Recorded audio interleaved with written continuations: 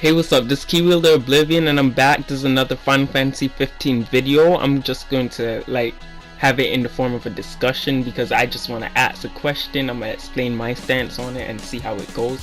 I'm just probably going to have this video as a 5-minute long or slightly over 5-minute long video, probably even slightly under. But anyway, as you can see from the title, this is Final Fantasy 15's end game content terrible.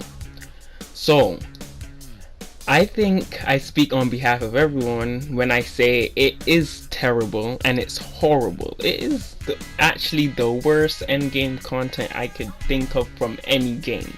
But before I start bashing this game, I want you to know I did enjoy it. For the most part, the story was fine. There's some disappointing things. Pretty much when you finish the story, everything starts to seem disappointing. But when I was playing, I did enjoy it.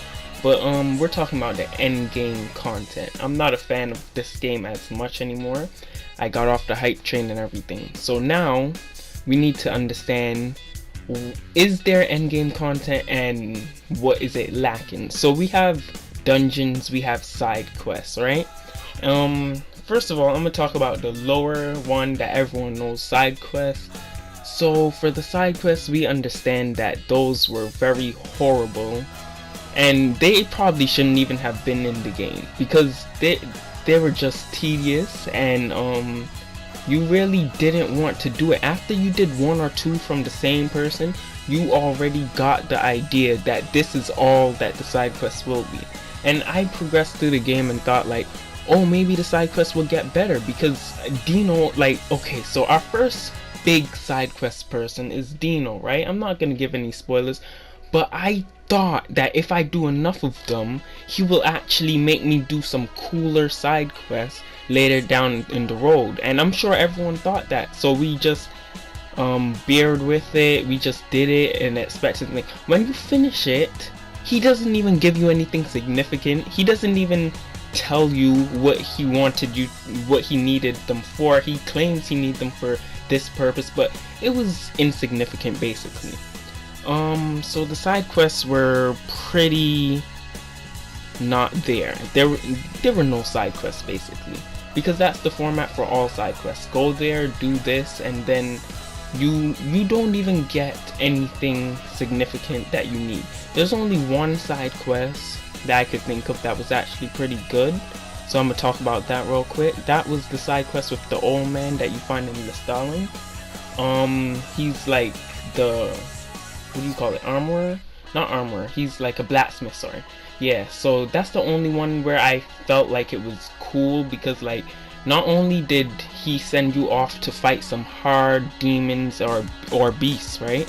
He actually gave you something that you would actually use, because I used some of the weapons he gave me because they were actually better than what I had at the time. So they were really good and the fights were awesome. You got to fight the best creatures in the game. So that was the only, if you don't know what I'm talking about, it's not really too much spoilerish, but if you want to find him, just do some side quests over in Lestalem, and eventually he'll just pop up. He gives you weapons and stuff. But other than that, that was the only side quest I really did like. But let's talk about the dungeons. The dungeons had the same flaw. Okay, so first you went in your first dungeon. Okay, this is cool. It's your first dungeon, right? And you thought that, okay, as towards the end you realize, okay, it wasn't that anything special. So you were thinking, okay, maybe it's because the level had something to do with it. Probably higher level dungeons would have been better, more exciting. But no, all the dungeons turned out the same. But then you realize there's some locked doors that you can't get until you actually beat the game, and until you actually get the royal arms, secret royal arms from these dungeons you beat. So the locked doors you couldn't get, and I was like, oh shoot, maybe this is where you're gonna actually get some good content. And yo guys, I went in one of these dungeons and it was so long. I'm not talking about the long one. It was so long that I was like, you know what, all the dungeons can't be like this. So, but it wasn't to the point where it broke me. It was just, I saw the same scenery, I went down the same hallway, saw the same arena, went down the same exact hallway, but apparently it was getting lower. Not to mention the final boss fight was horrible, and it felt so bad that even when the music stopped, the music, oh my gosh, the music was the only thing that kept it together. When the music stopped, everything was like, oh man, I'm just pressing this button, it's so boring. So then I went to another dungeon. Guys, tell me why they thought of putting a secret dungeon in the game that had 100 floors.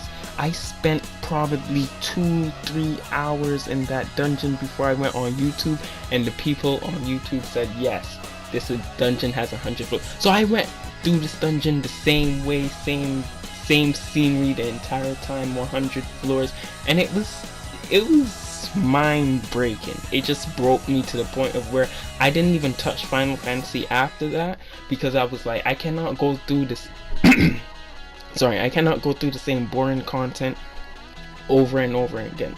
Sorry about that. So yeah, I don't want to do any more secret dungeons. That is besides the point. Sorry, this video actually went over.